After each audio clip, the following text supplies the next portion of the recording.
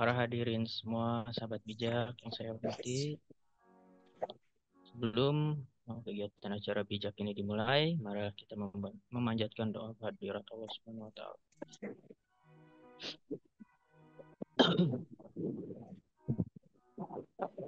Dengan membacakan suratul Fatihah. Suaranya Al-Fatihah. Bismillahirrahmanirrahim. Bismillahirrahmanirrahim.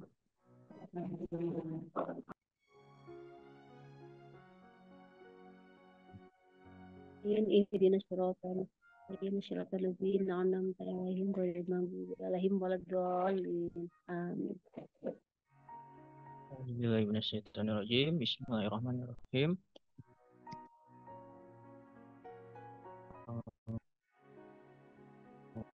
Ya Allah, ya Rabbi, yang telah memberikan kesehatan, keselamatan, dan kesempatan sehingga kami semua dapat berkumpul di sini untuk mengikuti kegiatan kajian bijak. Ya Allah, berikanlah kesehatan kepada kami dan limpahkan rahmat dan hidayah Engkau kepada kami, sehingga kami dapat mendapatkan kemudahan untuk menyerap ilmu-ilmu yang diberikan oleh para guru kami dan nantinya kami terapkan di dalam kehidupan sehari-hari. Allah, ya Rabbi, Engkaulah sebaik-baiknya pelindung dan pemaaf. Bimbinglah kami semua, ya Allah.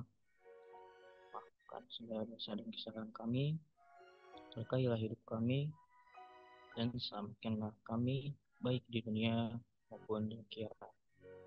Amin. Allahumma inna nas'aluka salamatan din wa afiatan fil jasad wa ziyaratan fil wa barakatan fil rizki wa barakatan fil naum wa rahmatan min Allah wa maghfiratan wa rahmah. Allahumma hawwin alaina fisa wa afwa inda hisab wa la tuzigh bana ba'da hadaitana wa hab lana min ladunka rahmatan innaka antal wahhab. Rabbana zalamna anfusana wa in lam taghfir lana wa tarhamna lanakunanna minal khasirin. Rabbana atina fid dunya hasanah wa fil akhirati hasanah wa qina adzabannar.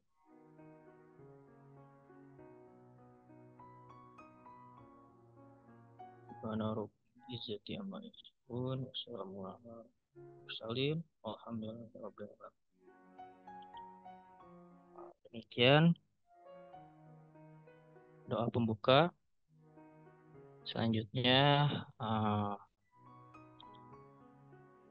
langsung saja materi yang akan disampaikan oleh ayah kita, oleh guru kita, yaitu Ustadz Husnul Khair, tentang belajar dari eskalator. Padanya saya persilakan Ustadz Husnul Khair.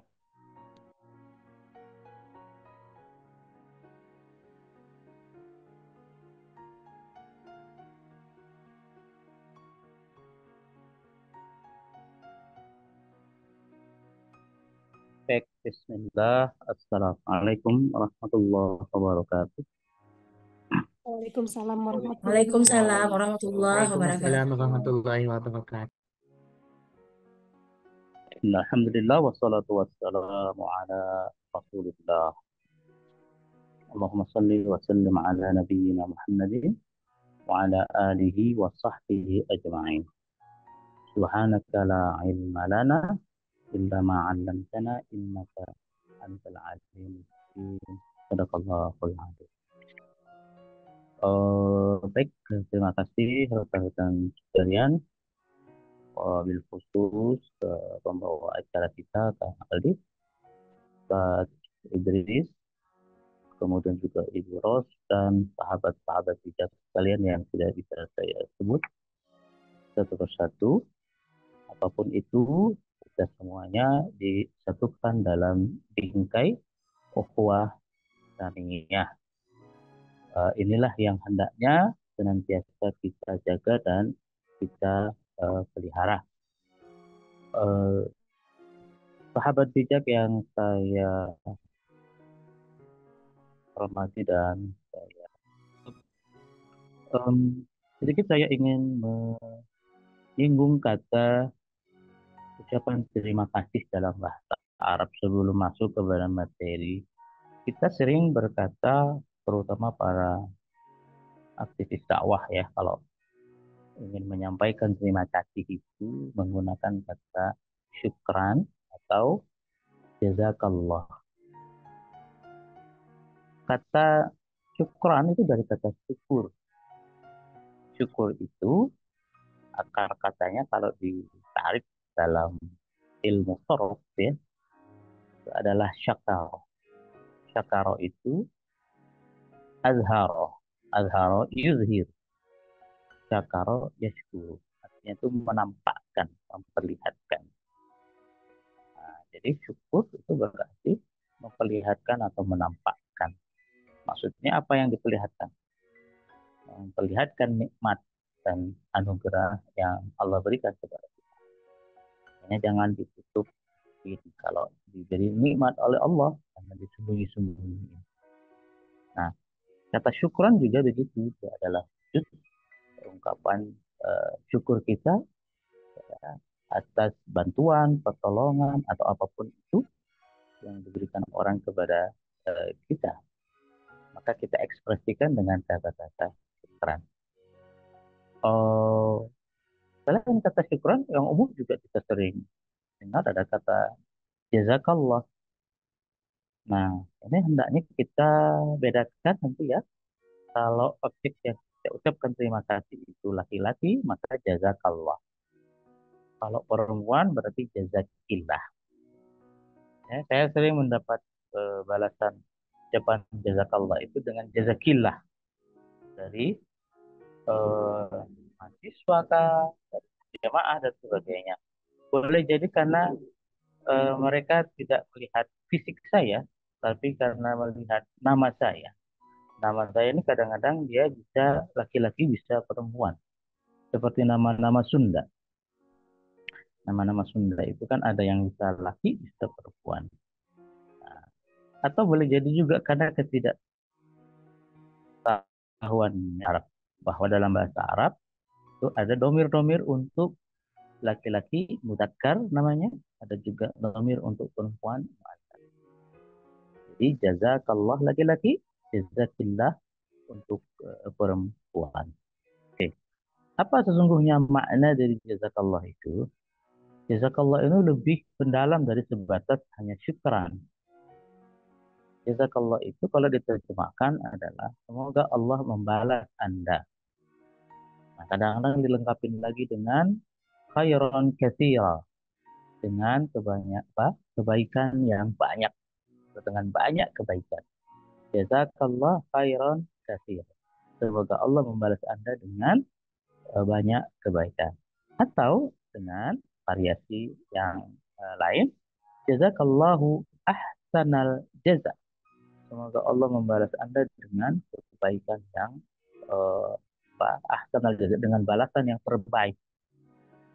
Nah, jika kita pahami makna dari kata-kata tadi, sesungguhnya menyiratkan tentang betapa lemahnya kita, betapa tidak mampunya kita, betapa kita memiliki keterbatasan dalam membalas kebaikan yang orang sudah lakukan kepada kita. Nah, sehingga kita berkata, semoga Allah membalas Anda. Karena kita tidak bisa membalas. Karena saya tidak bisa membalas kebaikan yang Anda berikan, maka hanya Allah lah sebaik-baik pembalas kebaikan Anda. Maka ucapan itu diterjemahkan jazakallahu khairan katsira, jazakallahu ahsanal jazaa. Nah itu ya. Jadi tidak hanya sebatas terima kasih, tidak hanya sebatas thank you, hatur nuhun ya.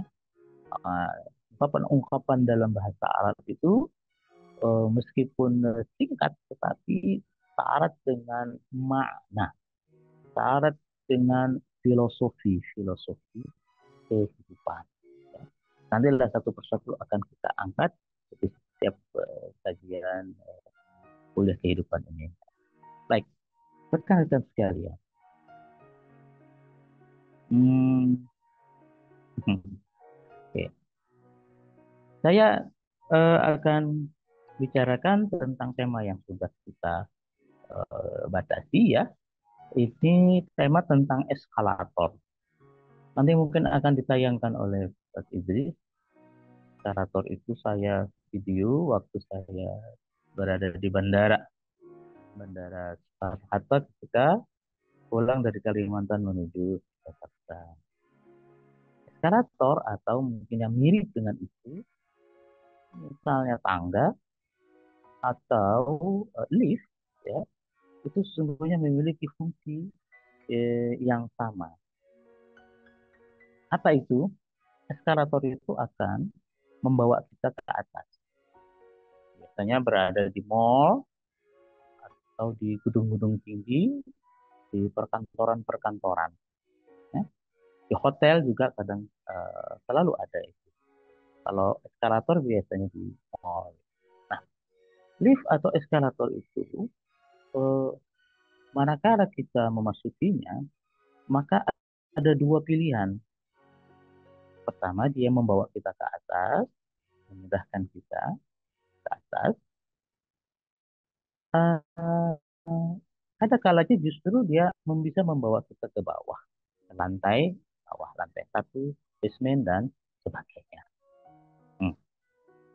Nah, banyak orang yang kadang-kadang tersesat di eskalator atau tersesat di lift karena tidak tahu aturan main di dalam lift, terutama bagi mereka-mereka yang mungkin awam tidak terbiasa di gedung-gedung tinggi. Dia terbawalah turun ke atas sana atau justru dia turun ke bawah. Nah, ini kemudian membuat orang lain juga kadang-kadang petugas lift atau gedung itu akan atau sel ya itu biasanya membantu. Dan tentu saja energi habis terkuras hanya untuk naik turun ya jelas arah tujuannya. Nah, sahabat bijak yang saya hormati dan saya banggakan, eskalator ini juga mengajarkan kepada kita ya bahwa dia itu seperti lingkungan, dia seperti teman. Ya. Lingkungan itu jangan lupa termasuk teman. Ya, itu kadang-kadang menyisakan energi-energi, baik itu energi yang negatif atau juga energi yang positif. Jangan pernah mengabaikan dan meremehkan. Apalagi kalau kita sudah sekian lama bergaul, berinteraksi dalam sebuah komunitas atau dengan teman atau dengan organisasi atau dengan grup-grup, misalnya kalau zaman sekarang di WA dan sebagainya. Nah, orang kalau sudah tertanam ya doktrin-doktrin dalam kelompok, organisasi, bahkan personal ya, itu kadang-kadang bisa mempengaruhi pikirannya. Apa kita tidak saksikan dalam beberapa bulan terakhir ini ya di media-media sosial bahkan di TV ada satu kelompok yang sudah jelas-jelas dia menimbulkan kegaduhan. Tapi selalu ada saja orang-orang yang membela dan membenarkan apa yang mereka lakukan. Padahal itu sudah banyak disebutkan adalah penyimpangan, kesalahan-kesalahan yang bahkan cenderung kepada penistaan kepada agama. Kenapa masih banyak yang membela seperti itu? Itulah tadi energi tadi yang sudah tertanam dalam benak, dalam pikiran seseorang itu untuk meluruskannya itu susah. Nah, kalau misalnya masih muda, masih awal-awal, itu mungkin memungkinkan. Tetapi kalau sudah berusia berapa tahun, puluhan tahun dan sebagainya, itu ya susah sekali. dia seperti batang. Meluruskan ranting masih memungkinkan dan mudah kita lakukan. Tapi bagaimana kita bisa meluruskan batang yang sudah bengkok? Karena itu, sahabat bijak yang saya banggakan, berhati-hatilah di dalam memilih pertemanan. Saya termasuk yang berpendapat bahwa memilih teman itu hubungan tidak boleh asal pilih. Tidak boleh. Kepada anak-anak juga kita punya hak untuk mengawasi, bahkan menghindarkan mereka dari pertemanan yang salah. Mereka yang bergaul dengan tukang bunga, penjual bunga, meskipun tidak membelinya, tapi memegang saja, itu biasanya bunga, aroma bunga tadi menempel di tangan. Meskipun dia tidak membeli, apalagi kalau dia. Begitu pula dengan filosofi penjual minyak wangi. Filosofi penjual minyak wangi. Kan kita sudah sering lihat. Ya. Nah, saya biasanya bawa minyak wangi. Nah, ini minyak wangi. Ya. Nah, begitu pula kalau yang kita dekatin adalah mereka yang memiliki bau aroma yang tidak mengenakan. Jadi, jangan salahkan. Ini kata pepatah Arab. Jangan salahkan la talumanna. Jangan salahkan orang-orang yang menuding Anda, mencap Anda sebagai pribadi yang buruk karena Anda bergaul dengan orang-orang yang berperilaku buruk pula. Jangan salahkan orang-orang jika menganggap Anda adalah seorang pengkhianat kalau Anda bergaul dengan para pengkhianat. Maka, ya, berhati-hati dalam berinteraksi, bergaul, dan memilih teman. Begitu pula dalam komunitas-komunitas beragama. Mohon maaf kalau saya harus menyebut pilihlah ormas-ormas keagamaan yang memang sudah jelas-jelas diakui keabsahannya oleh negara berdasarkan undang-undang. Nah, masih ada saya menemukan ini berulang terus di kalangan santri kami di Ma'had Al-Jami'ah tahun-tahun dahulu ya. Mereka terbawa pengaruh oleh senior-senior mereka yang menggiring doktrin mereka dengan pemikiran-pemikiran yang menyimpang. Di antaranya pandangan bahwa kita ini berada di negara yang sedang berperang, Darul Harbi. Oleh sebab itu, karena kita berada dalam kondisi perang, maka tidak ada kewajiban untuk sholat. Ujung-ujungnya begitu. Kemudian keislaman kita ini tidak sah. Kita harus bersyahadat ulang. Ujung-ujungnya adalah penarikan naik tadi sumbangan. Kadang-kadang doktrin-doktrin tentang kelompok-kelompok. Ya. Nah, ini banyak terjadi. Saya hampir setiap tahun menemukan kasus-kasus seperti ini. Paham yang mengatakan bahwa kita tidak wajib sholat. Ada. Untuk apa sholat? Ya.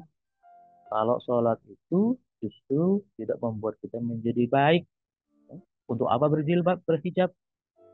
Kalau toh orang yang berhijab banyak juga melakukan kesalahan-kesalahan. Untuk apa berhaji? Kalau orang haji, setelah itu sahabat bijak yang saya banggakan. Seluruh ajaran-ajaran Islam yang tertuang dalam rukun Islam berupa ibadah, salat, puasa, zakat, haji, dan seterusnya, itu seluruhnya berorientasi pada pembentukan akhlak, moralitas. Karena itu tidak ada satupun dari sekian banyak kewajiban-kewajiban tadi disyaratkan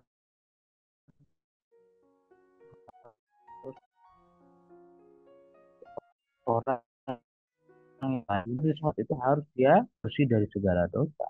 Dia harus baik, harus orang yang bertakwa. Tidak. Justru dengan sholatlah kita diharapkan menjadi pribadi-pribadi yang baik. Pun demikian dengan berhijab. Jangan pernah percaya jika ada yang berkata bahwa hijab itu nanti saja kalau kita sudah menghijabkan hati kita. Kalau kita sudah baik, baru hijabkan badan kita. Nggak ada ketentuan, aturan dalam agama bahwa orang yang berhijab itu diwajibkan kepada mereka-mereka yang sudah baik. Tidak. Diharapkan dengan berhijab itulah akan menuntun dia menjadi pribadi-pribadi yang baik. Ada pula sementara orang berkata bahwa em, apa namanya berhijab itu adalah kewajiban yang diberikan kepada orang-orang yang misalnya cantiknya luar biasa. Tidak ada ketentuan seperti itu. Tidak benar kata-kata pandangan-pandangan seperti itu. Itu ya perintah-perintah yang Allah berikan kepada kita tidak lain tujuannya adalah untuk kebaikan dan kemaslahatan kita. Nah, kembali lagi tadi kepada tema kita bahwa betapa banyak kadang-kadang sementara orang dipengaruhi oleh pola pikir, doktrin yang dikategorikan menyimpang karena dia bergaul dengan lingkungan yang salah. Ya. Belajar dari guru yang salah.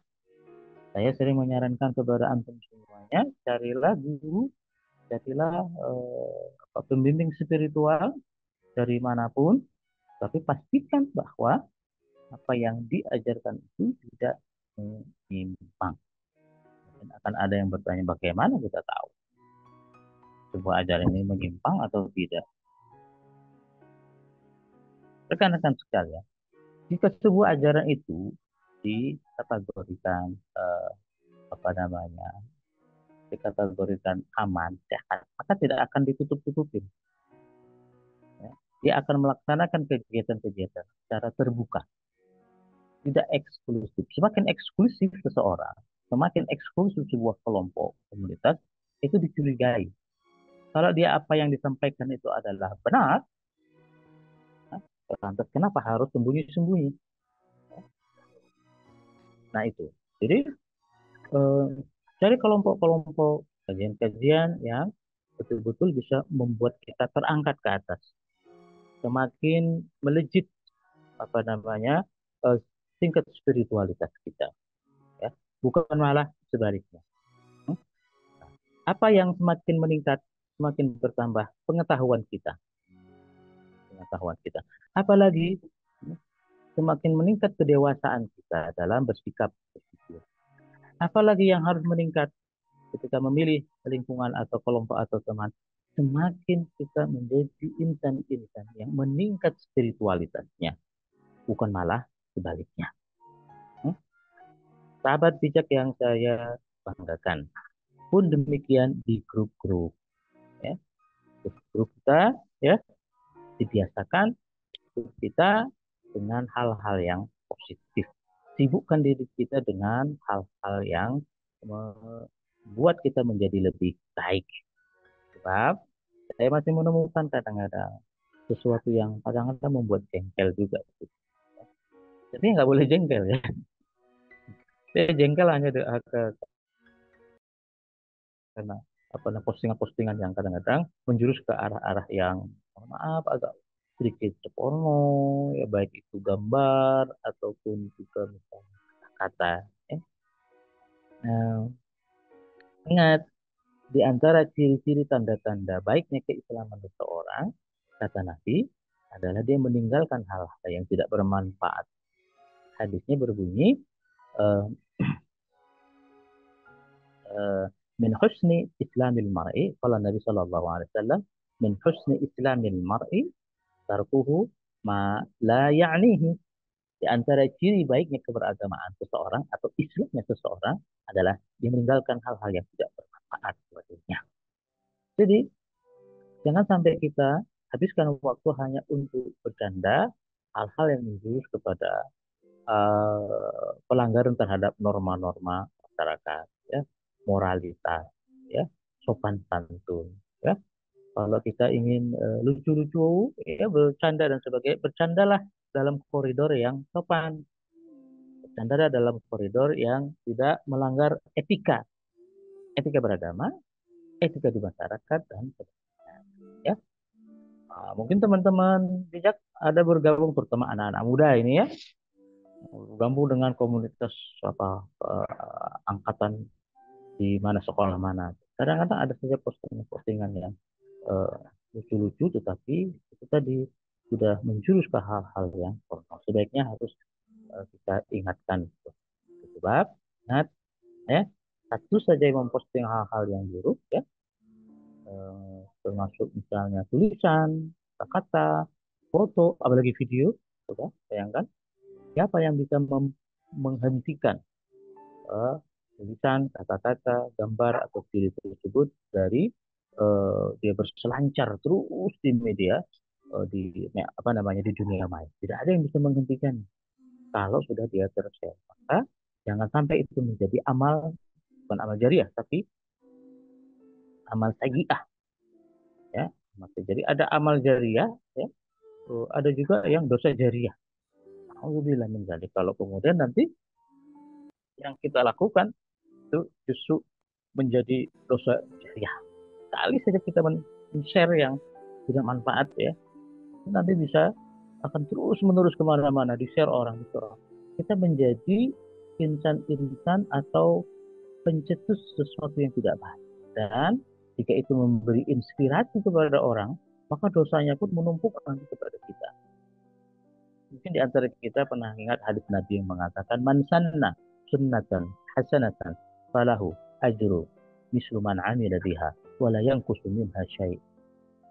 Barang siapa yang mengawali sebuah kebaikan kemudian diikuti orang banyak, maka dia akan mendapatkan pahala sebagaimana pahala orang-orang yang mengikutinya. Dan sebaliknya, wa man sanna sunnatan sayyi'atan falahu wizrun wa wizru man 'amila biha wa la yanqusu minha syai'.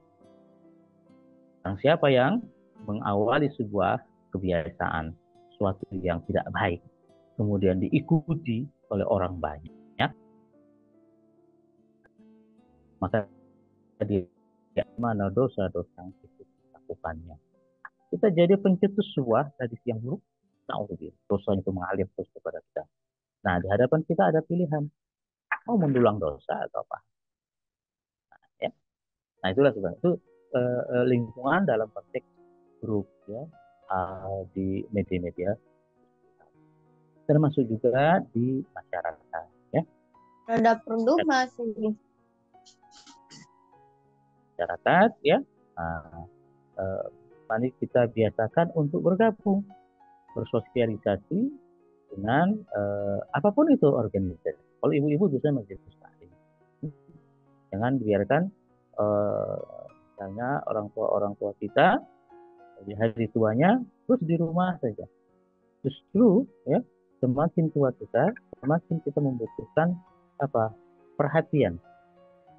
Semakin kita sendiri, semakin orang tua sendiri di rumah, itu semakin berpotensi untuk tertekan batin. Maka perlu mereka bersosialisasi. Dan ingat, cari ilmu atau kebiasaan dalam ketaatan di hari tua itu jauh lebih terhormat ya di hari tua. Ketika kita meninggal dunia dalam keadaan kita terus mencari ilmu, itu jauh lebih terhormat daripada kita mati dalam keadaan ya. Di hari tua atau ketika kita meninggal, kita masih dalam rangka ketaatan kepada Allah, masih dalam rangka beribadah. Ibadah itu bukan hanya sholat, cari ilmu juga kan ibadah ya. Ketika meninggal kita masih dalam rangka beribadah kepada Allah dalam arti yang luas, itu jauh lebih mulia daripada ketika kita mati dalam keadaan yang tidak baik, dalam keadaan mabuk ya. Nah sekarang kita saksikan di berita-berita kami tentang orang mabuk gara-gara kecubung ya. Alhamdulillah. Coba bayangkan mati dalam keadaan mabuk. Wal'iyadu billah. Inilah pentingnya lagi-lagi kita Dan kepada kita semua, mari kita cari komunitas kelompok teman yang baik yang akan mengangkat martabat kita, mengangkat kehormatan kita, mengangkat keilmuan dan wawasan kita, mengangkat martabat kita, mengangkat juga tingkat spiritualitas kita. Jadi, sebelum kita memasuki lift atau memasuki eskalator, pastikan eskalator tersebut apakah ke atas atau justru ke bawah. Ketika kita ingin masuk ke lift, pastikan apakah lift tersebut akan mengangkat kita ke atas atau justru menurunkan kita ke bawah. Ya. Nah, salah memilih lingkungan, salah memilih teman, maka harganya akan kita bayar dengan harga yang mahal nanti kalau kita salah. Begitu pula anak-anak kita, ya, murid kita. Kalau kita tidak mampu menciptakan lingkungan yang baik, nih, ya, ini banyak orang tua sudah tahu bahwa dia tidak bisa mendidik anak dengan baik, sudah tahu bahwa dia tidak bisa mengajarkan mereka tentang akhlak, tentang baca Quran, tentang agama. Tapi mereka enggan untuk menitipkan anaknya ke lembaga-lembaga sekolah atau pesantren yang tetap mampu. Kalau kita tidak mampu, maka harus kita mencari cara untuk dimampukan, mencari pertolongan, titipkan anak-anak kita kepada lembaga-lembaga yang terpercaya, bukan malah dengan alasan nyaah kalau orang Sunda bilang sayang, ya, dengan alasan pengen terus dekat dengan anak, padahal kita tidak mampu memberikan pendidikan. Ingat, salah kita dalam mendidik anak, maka pengorbanannya sangat besar nanti di hari tua kita. Rekan-rekan sekalian, sahabat bijak yang saya saya pernah sampaikan terkait dengan pendidikan juga, ya, bahwa kalau kita ingin menanam pohon yang hasilnya bisa kita nikmati selama 2 bulan atau 3 bulan, maka tanamlah pohon yang namanya pohon cabai. Kalau kita ingin menikmati panen selama 5 bulan, maka tanamlah pohon padi. Kalau kita ingin menghasilkan atau memanen tanaman selama 3 tahun, maka tanamlah pohon kelapa.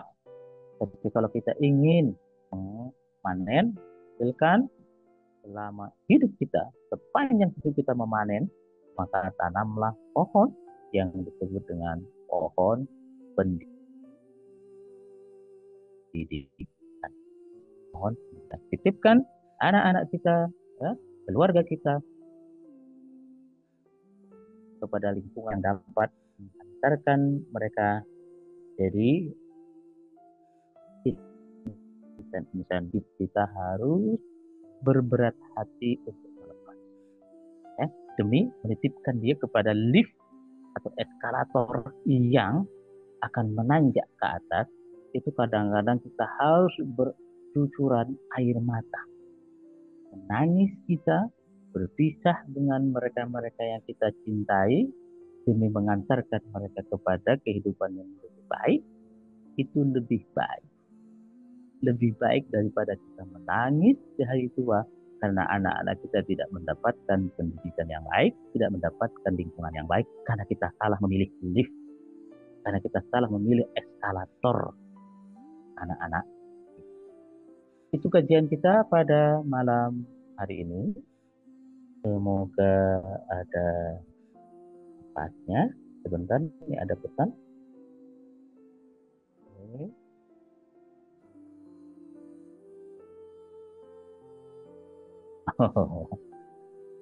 Rekan-rekan sekalian, ya, Ada yang bertanya, Ustaz? ada yang bertanya. Mana? Siapa? Silakan. Enggak. Saya nggak bisa baca. Dari Bunda Lisdiani, Ustadz. Pertanyaannya, Assalamualaikum Pak Ustadz, izin bertanya, kalau syukur itu sebagai bentuk menampakkan kebaikan dari Allah, apakah orang yang flexing atau memperlihatkan kekayaan atau jalan-jalan ke berbagai lokasi seperti yang marak di medsos, apakah itu bisa dikatakan bermaksud bersyukur? Apakah diperbolehkan, Ustaz? Apa tadi di media sosial agak ini ada motor tadi nggak jelas? Eh, jadi kalau syukur itu sebagai bentuk menampakkan kebaikan dari Allah, apakah orang yang flexing, yang memperlihatkan Oh, kekayaan, terus oh iya. jalan-jalan misalnya ke berbagai lokasi, eh, seperti yang marak di medsos, apakah itu bisa dikatakan bersyukur dan apakah itu diperbolehkan, Ustaz? Ya, begini. Saya akan jawab ya. Ada orang yang begini istilahnya tuh. Saya menyebutnya dengan cerdas beragama. Ya. Ada orang yang pinter ilmu agama, tapi tidak cerdas dalam beragama. Ya. Cerdas dengan pinter itu beda. Kalau pinter itu mungkin ya pinter dalam ilmu ini, ilmu itu dan sebagainya. Istri itu harus cerdas. Ya. Tidak cukup hanya pintar. Suami juga. Suami itu harus cerdas. Cerdas itu mampu menentukan sikap dalam kondisi-kondisi yang memang terdesak. Cerdas. Menempatkan sesuatu pada tempatnya, ya. Cerdas. Nah, cerdas yang beragama itu yang bagaimana? Begini. Tadi saya katakan bahwa bersyukur itu adalah menampakkan, memperlihatkan. Ya. Jadi kalau Allah berikan kita nikmat, ya, berikan kita nikmat, maka diperlihatkan dan ditampakkan. Oke, pertanyaannya, kalau diberikan nikmat misalnya oleh suami nih perempuan ini, di suami misalnya ada emas misalnya, emas, kasih emas, atau pakaian baru, gimana coba syukurnya? Harus dinampakkan kah? Oh, iya, dinampakkan, diperlihatkan, dipakai. Antum punya mobil, ya dipakai. Nah, jangan anti. Antum punya baju yang baru, ya dipakai. Punya aksesoris, ya dipakai. Syukurnya itu ya begitu digunakan. Ya. Nah, tetapi rekan-rekan sekalian, sahabat kita, ya, saya ambil contoh pakaian saja lah ini, pakaian atau aksesoris berupa emas. Oke. Nah, ketika antum memiliki baju yang baru, baju yang bagus, termasuk juga cincin emas, gelang dan sebagainya. Orang yang cerdas dalam beragama, dia bisa menempatkan kapan menggunakan itu dan kapan dia tidak menggunakan. Ketika dia saksikan bahwa ada di sekitarnya, atau misalnya ini dia di kalangan ibu taklim, ibu majlis taklim Pak itu atau arisan. Nah, kadang-kadang arisan itu bukan dalam rangka silaturahim, tidak, tapi menjadi pasar berjalan, pasar pakaian berjalan, pasar tas berjalan. Ini ada di grup daerah saya itu. Kadang-kadang emak-emak, mohon maaf ibu-ibu, pamer tas bermerek, dinampak-nampakkan mereknya. Orang lain itu tidak penting bagi mereka. Anda itu pakai merek tas apa? Enggak, ya, tidak penting itu. Jadi orang yang cerdas dia tahu persis kapan dia mengaktualisasikan, menerjemahkan rasa syukur pakaian tersebut dalam situasi apa. Kalau dilihat ya di antara komunitas majelis taklim atau arisan itu, ada ibu-ibu yang mungkin ya pakaiannya hanya itu-itu saja, kerudungannya hanya itu-itu saja. Nah, maka dalam rangka menjaga perasaan, dia tidak ingin show. Dia tidak ingin memamerkan pakaian tersebut meskipun ini niatnya syukur. Nah, juga demikian dengan gelang. Punya gelang, ya. Punya apa lagi? Kalau anting-anting kan itu tak bisa karena pakai cincin, jadi pakai. Hanya saja sebelum antum mengenakan itu, pastikan dahulu apakah kira-kira kalau saya pakai cincin ini, ya, akan membuat orang lain menjadi iri atau menjadi orang lain menjadi rendah. rendah diri. Kan? Jangan kita berpamer-pamer misalnya makanan di tengah orang yang sedang apa namanya orang yang sedang kesusahan. Itulah sebabnya pada saat bulan Ramadan saya sering ingatkan jangan memamerkan makananmu di media sosial karena boleh jadi di antara yang melihat ada yang tidak tahu harus makan apa sahur nanti, harus makan apa berbuka puasa ini nanti. Ada mungkin anak-anak yang merengek-rengek kepada ibunya untuk meminta dibelikan makanan yang dia lihat di media sosial. Sementara ibunya tak punya uang sepeser pun untuk membeli. Disinilah kecerdasan beragama akan menuntut seseorang untuk berhati-hati, tidak semena-mena. Saya ulangi, kecerdasan beragama seseorang akan menuntut, membimbing dia untuk tidak semena-mena menggunakan, memanfaatkan fasilitas boleh dalam agama. Ingat, boleh ya kita ekspresi rasa syukur, dia boleh, tetapi orang yang cerdas beragama tidak semena-mena dia menggunakan kata boleh, fasilitas boleh dalam agama. Untuk apa? Menjaga perasaan orang. Menjaga perasaan orang.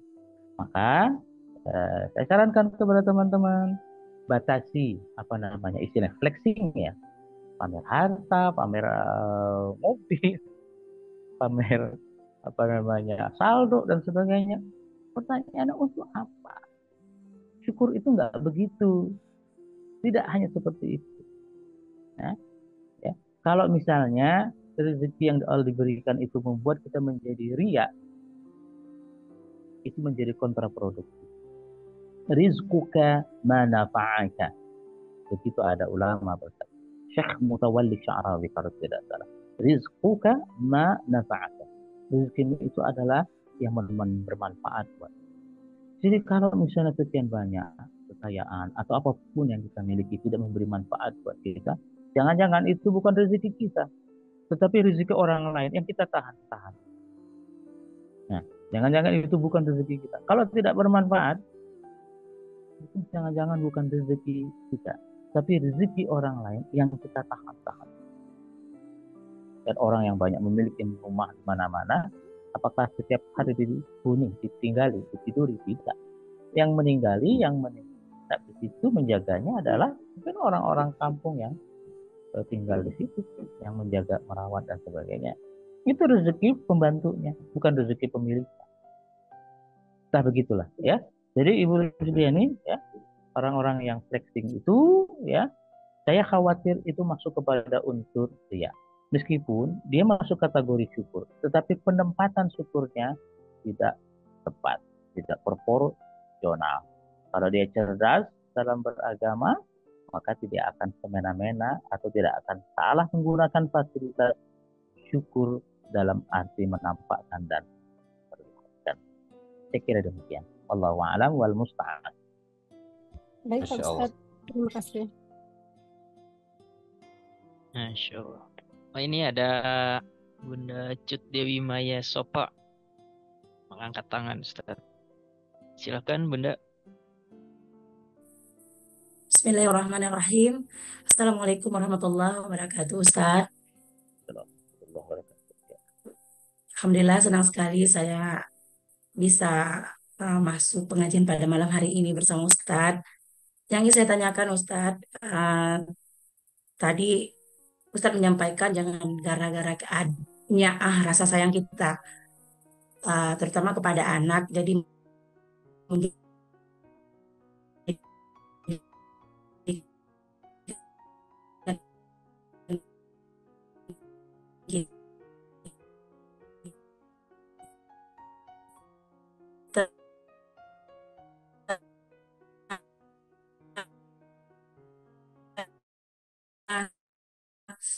dalam saya di pondok itu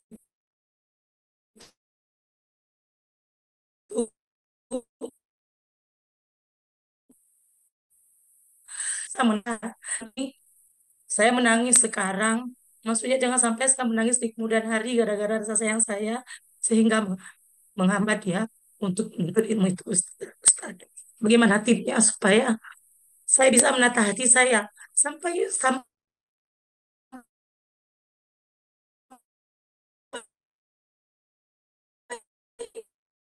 menurut saya hilang. Saya sering ikut pengajian bijak ini, kuliah bijak ini.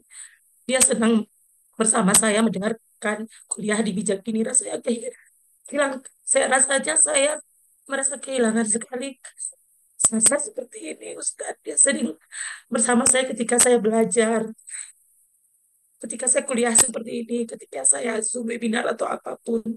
Alhamdulillah, Ustadz, dia memang bisa dikatakan murid yang berprestasi. Maka ketika dia ke pondok itu, dia tidak dipaksa, memang keinginannya sendiri, Ustadz. Tolong, Ustadz, bagaimana tipsnya, menata hati saya supaya saya betul-betul ikhlas agar anak saya betah dan tenang di sana. Karena orang bilang, kalau kita di sini yang susah, anak kita di sana juga susah, Ustaz. Tapi ketika saya konfirmasi, dia bilang, gak apa-apa lo nya. Gak apa-apa lo nya. Adik senang di sini. Adik happy. Maka saya menawarkan adik, kalau nggak bajunya kirim aja. Bawa pulang ke rumah biar Nyanya yang cuci. Nggak usah Nyanya biar adik cuci di sini. Katanya Ustaz. Tolong Ustaz, apa tipsnya? Terima kasih. Assalamualaikum warahmatullahi wabarakatuh. Waalaikumsalam warahmatullahi wabarakatuh. Jemaah dan sahabat bijak yang saya banggakan, suara ibu tadi adalah suara hati bukan saja dari beliau, tapi mungkin juga mewakili suara hati sebagian dari kita, ya, sebagian dari kita. Nah, ibu-ibu sekalian, jamaah yang saya hormati dan saya banggakan, keimanan itu bukanlah barang yang bisa diwarisi. Ingat, iman itu bukan barang yang bisa diwarisi. Sekalipun dari orang tua yang soleh. Ya. Orang tua yang soleh tidak ada jaminan dia bisa mewarisi keimanan pada anaknya. Tidakkah kita teringat cerita Nabi Nuh alaihi salam? Ya. Dan banyak juga, bukan hanya para nabi, ya, anak-anaknya menjadi penghambat untuk masuk surga. Jangan sampai nanti kita terhambat masuk surga karena anak yang tidak mendapatkan pendidikan yang baik. Jangan sampai pula nanti kita, ya, menjadi keluarga yang tercemar hanya karena anak kita salah.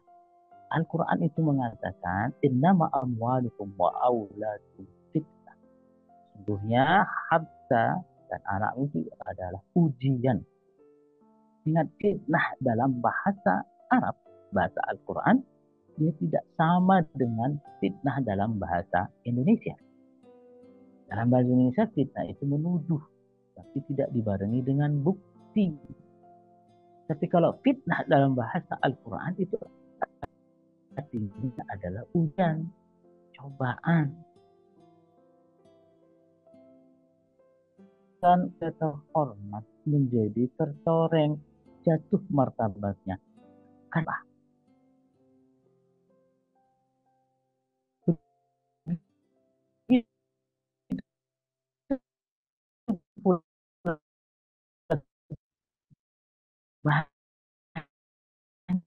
Sok sana di Dusanu hanya terpencil, kita hormat itu dimuliakan oleh masyarakat sekitarnya. Kenapa? Ada anaknya yang sekolah di pesantren, ada anaknya yang berprestasi meskipun rumahnya. Ada pepatah Arab mengatakan al-ilmu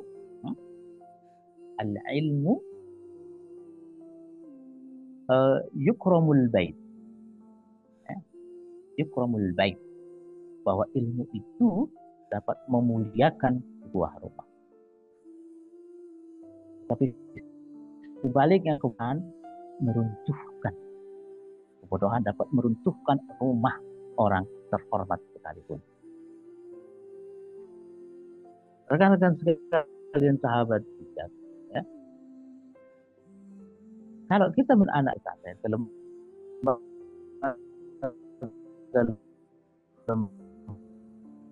lembaga yang adalah sudah punya sistem, ya. Mereka sudah punya pengalaman. Ada kalanya beberapa pesantren membuat aturan ketika penitipan anak itu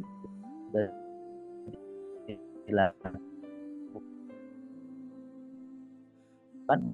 boleh tidak adaptasi, proses adaptasi. Termasuk anak saya juga demikian. Siapa di antara kita yang tidak sedih? Ya? Ketika sehari-hari kita tidur bersama anak, bercengkrama, berpeluk mesra, maka tiba-tiba harus berpisah dengan mereka. Ingat, pada orang tua, ya, ada hadis Nabi yang mengatakan, "Man salaka tariqan yaltamisu fihi ilm, sahalallahu tariqan ilal jannah." Barang siapa ya meniti jalan mencari ilmu, maka dia berada pada jalan Allah fi sabilillah hatta yati. Atau ada juga yang mengatakan bahwa barang siapa yang keluar mencari ilmu, maka Allah akan mudahkan pula dia untuk menuju surga.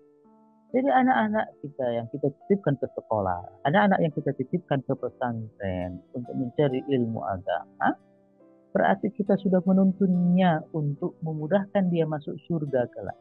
Dan dia berada di sabilillah hatta yati. Seharusnya kita bangga. Nah, kepada ibu-ibu juga ya hendaknya ikut ya mensupport. Jangan menunjukkan kesedihan yang berlebihan di mata anak-anak. Ibu-ibunya harus tegar. Ya, ibu-ibunya harus tegar ketika mengetahui anaknya sedang luka. Apalagi kita tahu bahwa anak-anak kita fine-fine saja di pondok, di pesantren. Mereka mendapatkan teman baru. Seharusnya kita ikut senang, ikut bangga. Ya. Semakin kita menunjukkan rasa sedih yang berlebihan, ya, menangis, maka ini nanti jangan-jangan membuat anak juga jadi tidak tenang. Kaifa yastaqimu kaifa yastaqimu az-zillu wal-'udu a'waj. Bagaimana bayangan bisa lurus bengkok, anak-anak bisa tegar. Kaifa yastaqimu az-zillu wal-'udu a'waj. Bagaimana bayangan bisa lurus kalau tongkatnya bengkok?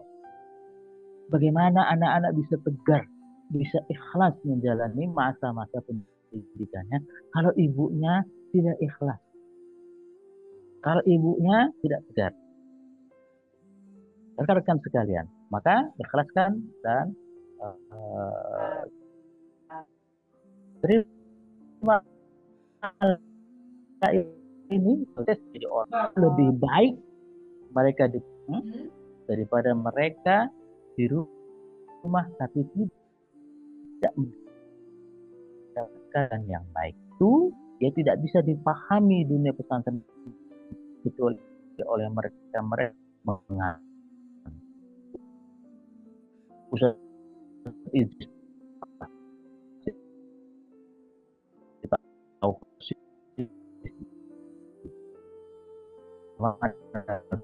pernah mengatakan ada ingat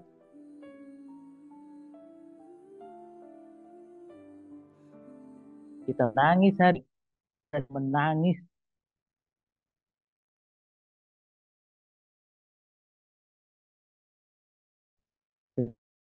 pendidikan yang baik dunia akhirat, naudzubillah.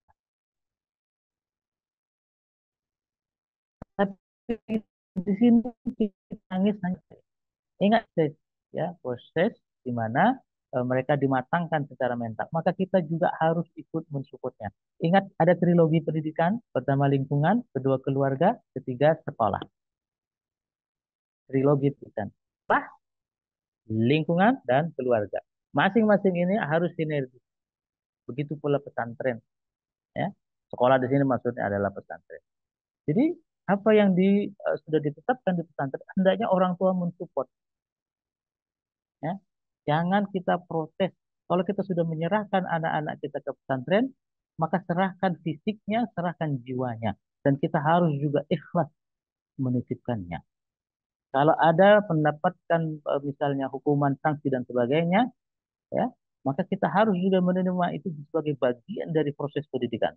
Selama sanksi hukuman yang diberikan dalam koridor-koridor yang di. Saya kira demikian ya, Bu Ibu ya tadi. Harus bangga, bersyukur anak kita mendapatkan pendidikan yang lebih baik. Anak kita akan menjadi akan mengangkat martabat kehormatan keluarga, bukan malah kita di kalau bisa berdampak secara psikol kepada anak yang sedang mengenyam pendidikan. Ingat, mereka itu sedang dinaungi oleh malaikat. Apa kita lupa hadis Nabi yang mengatakan itu? Ma'izza ma'a qaumun ya. Yadhkuruna Allah yatadarasuna al-Qur'an illa haffat 'alaihimul malaikah. Tidaklah suatu kaum, kelompok orang-orang yang berkumpul mencari ilmu, mempelajari Al-Quran, malaikat akan menaunginya. Wa ghasyiyatuhumur rahmah, dan curahan rahmat. Tahu kita bersyukur enggak? Dipeluk oleh HP. Anak-anak dipeluk oleh game. Lebih baik dia dipeluk oleh karena Terima memang kasih banyak, Ustaz. Terima kasih berbangga. banyak. Ya. Ini ada dua pertanyaan lagi, Ustaz. Apa mau Ya. dijawab atau di grup? Apa? Apa ya? Tadi grup.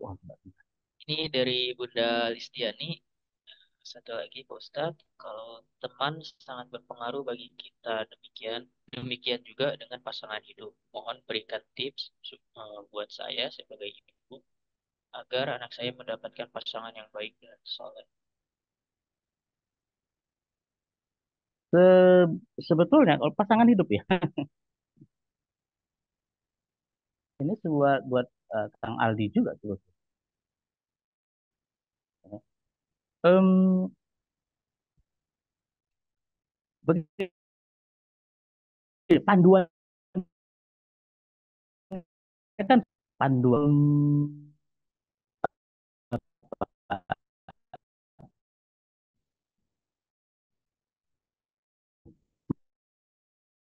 kan, datang kepada laki-laki yang engkau ridho agamanya, maka jangan kalian tolak. Jadi musibah di dunia dalam kehidupan. Jadi panduan itu dalam memilih pasangan itu. Ya. Nah, eh, bolehkah kita memberikan kriteria-kriteria? Boleh. Selama kriteria tersebut ya dalam koridor yang dibolehkan. Ya. Ingat, ya, jangan pula kita membuat kriteria-kriteria yang semakin mempersempit diri sendiri. Ya. Apa yang dimaksud eh, agama dalam pemilihan pasangan hidup? Kan, ya, eh, ada beberapa kriteria. Fazbar bizatid maka pilihlah pada aspek agamanya. Sebelumnya disebutkan jamaliha, kunasabiha, walimaliha. Itu boleh, manusiawi, duniawi. Silahkan, tidak apa-apa. Normal saja. Ya. Pilih karena ketikannya, kegantengannya boleh. Pilih karena hartanya boleh. Karena nasabnya boleh. Ingat, perempuan itu dia dipilih. Tetapi perempuan juga ya, hak dipilih, hak memilih juga berlaku. Nah, apa yang dimaksud fazfar bizat? Maka pilih faktor. Banyak yang keliru memahami pemilihan faktor agama ini karena dia beragama Islam saja. KTP-nya Islam, dia sarjana agama. No, tidak itu. Yang dimaksud pilihlah agamanya di sini adalah orang-orang yang menjadikan agama sebagai sikap hidup. Nah, dua hal yang pandangan manusia terhadap agama. Ada yang menjadikan agama sebagai pengetahuan, satu. Ada yang menjadikan agama sebagai sikap hidup. yang menjadikan agama sebagai ilmu pengetahuan, itu semuanya bisa. Mereka dapat gelar kuliah di kampus Islam, di pesantren, S1, S2, S3. Gelarnya adalah agama semuanya. Tetapi menjadikan agama sebagai sikap hidup ini tidak mudah, tidak semua. Apakah ada jaminan orang yang gelar S3 agama kemudian menjadikan agama sebagai sikap hidup? No. Jadi pilihlah faktor agama, maksudnya mereka-mereka yang menjadikan agama sebagai sikap hidup. Mereka, meskipun mereka bukan lulusan pesantren, meskipun mereka bukan sarjana dari perguruan tinggi Islam.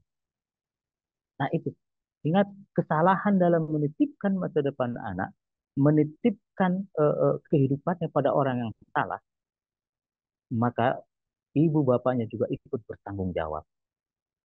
Apalagi memilihkan orang-orang yang fasik, naudzubillah. Naudzubillah. Saya kira demikian ya buat kita semua. Terima kasih Pak Ustadz. Ada satu lagi nih Ustaz, dari Ayah Mahadi di Sanudin. Jadi bersingkat saja karena ini panjang juga. Mengapa perceraian selalu terjadi secara berulang tiap tahunnya Ustaz? Terus apa penyebab perceraian suami terhadap istrinya atau sebaliknya, istri juga cerai terhadap suaminya? Dari perilaku judi online dan pinjaman online yang terus dilakukan. Dan bagaimana cara mengatasinya Ustaz? Mohon arahan dan bimbingannya agar jalan hidup keluarga kita tidak mudah rusak gara-gara dua perilaku judul dan pinjol tersebut.